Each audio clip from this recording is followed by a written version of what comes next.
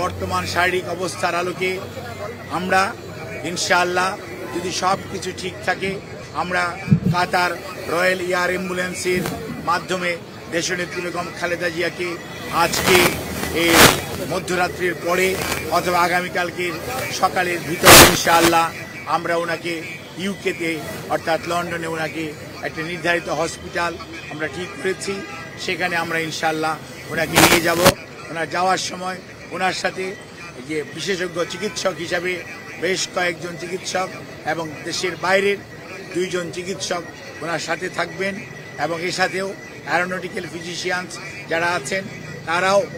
ওনার medical বোর্ডের সদস্য হিসাবে উনি যখন বিমানে থাকবেন যাতে ওনার যাত্রাপথ কোনো অবস্থাতেই কোনো ধরনের প্রতিকূলতার মধ্যেও যাতে ওনাকে সুস্থভাবে ওনার চিকিৎসা দেওয়া যায় সেই লক্ষ্যে সকল প্রস্তুতি সম্পন্ন করে আমরা ইনশাআল্লাহ আজকে মধ্যরাত্রির পরে আগামীকালকে আর্লি মর্নিংয়ের মধ্যে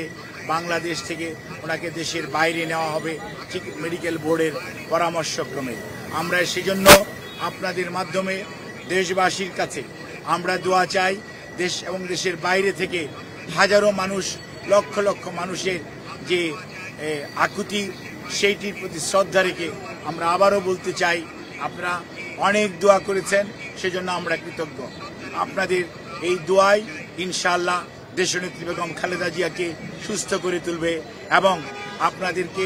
মাধ্যমে আমাদের ভারপ্রাপ্ত চেয়ারম্যান জনাব তারেক রহমান, ওনার পরিবারের সদস্য ডক্টর জুবাইদা রহমান এবং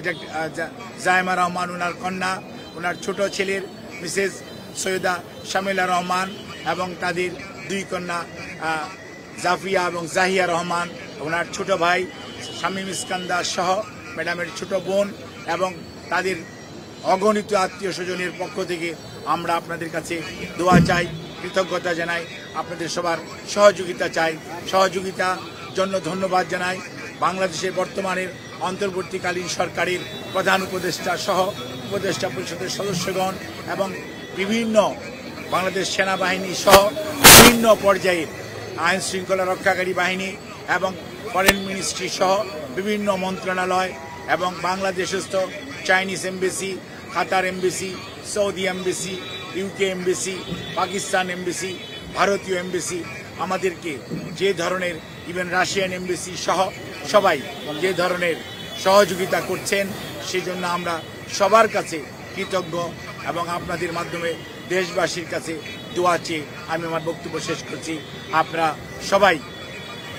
দেশনেত্রী সুস্থতার জন্য দোয়া করবেন।